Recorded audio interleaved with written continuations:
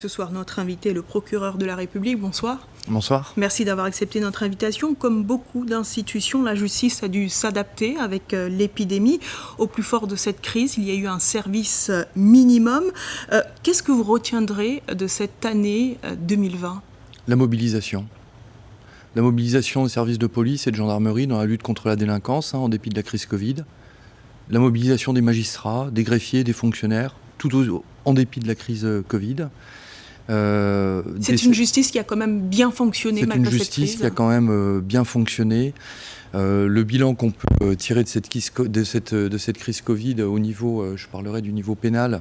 Au niveau pénal, c'est à peu près 250 affaires qu'on n'a pas pu juger sur à peu près 3000 affaires qu'on juge par an. Donc on est sur environ 10% des affaires qui n'ont pas pu être jugées. On va mobiliser un mois complet, quasiment un mois complet en 2021 pour rattraper ce retard. Ça sera le mois d'octobre 2021. Je sais que derrière ces dossiers qu'on a, il y a des justiciables qui attendent. Il y a des hommes, des hommes, des femmes qui attendent que des décisions judiciaires soient prises, et on fera en sorte pour que les décisions et ces dossiers soient intégralement traités en 2021. Alors la violence conjugale a explosé entre le 1er janvier et le 30 septembre. Le parquet a enregistré près de 47% d'affaires supplémentaires comparé à 2019. Ce sont des chiffres inquiétants. Quelle a été la réponse pénale, mais surtout comment la justice a protégé ces femmes vulnérables ?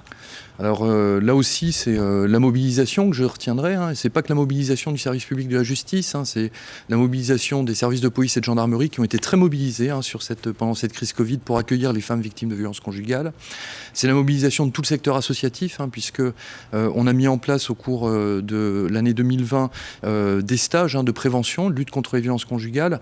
Ces stages, et c'est assez extraordinaire en Guyane, sont répartis sur tout le territoire guyanais. Vous en avez à Saint-Georges, vous en avez à Cayenne évidemment, vous en avez à Kourou, vous en avez aussi à Saint-Laurent-du-Maroni.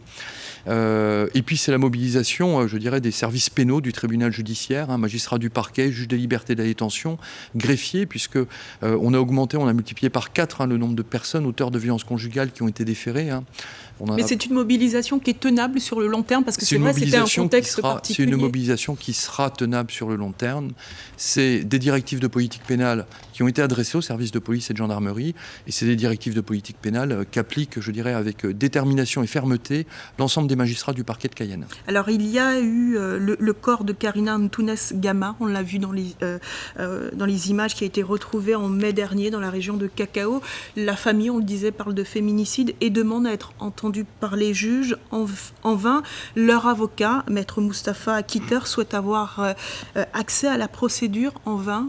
Pourquoi ? Quel message vous pouvez passer à cette famille ce soir, procureur ? Alors les messages que je ferai passer, il y en a deux.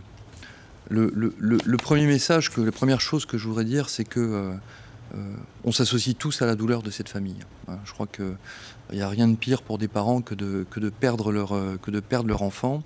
Et on comprend toutes et tous, qu'on soit là aussi policiers, gendarmes, magistrats du siège, magistrats du parquet, greffiers et fonctionnaires, on comprend tous les attentes qui peuvent être celles de cette famille vis-à-vis du service public de la justice.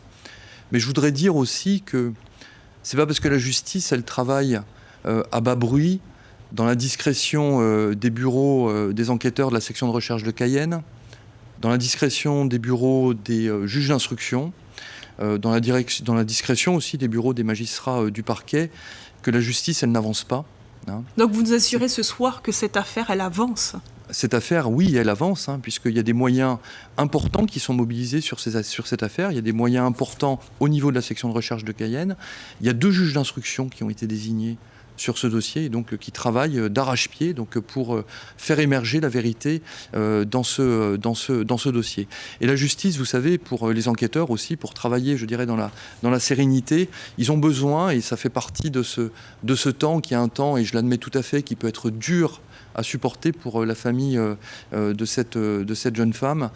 Ils ont besoin d'un temps où justement les choses se font à bas bruit et dans la discrétion, pour qu'elles puissent se faire avec sérénité, et pour qu'on soit j'irai peut-être pas sûr, parce qu'on n'en est jamais sûr, mais en tout cas pour qu'on puisse mettre de notre côté toutes les chances pour faire émerger la vérité. Alors, monsieur le procureur, très rapidement, on va se projeter sur 2020.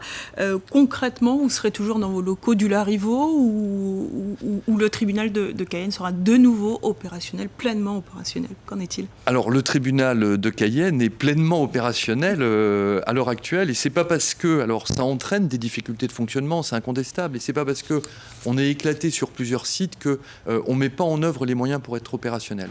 2021, ça sera une année pour le tribunal judiciaire de Cayenne de réorganisation spatiale quand même, puisqu'on va limiter le nombre de sites. On devrait s'étendre sur le site du Larivot, puisqu'on devrait récupérer un certain nombre de surfaces sur le site du Larivot.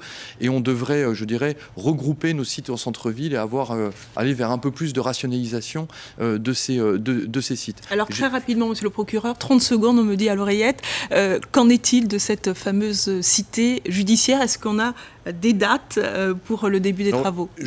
Je peux difficilement vous donner des dates aujourd'hui. Ce que je peux vous dire sur la cité judiciaire, c'est que les rails de la cité judiciaire, ils sont posés. Que ce mois de janvier, on est en phase de programmation. Donc on a des réunions multiples au mois de janvier avec des cabinets d'architectes pour, je dirais, évaluer les besoins de cette cité judiciaire, et que le train de la cité judiciaire, il est actuellement lancé et il arrivera à destination le plus rapidement possible. Merci, monsieur le procureur.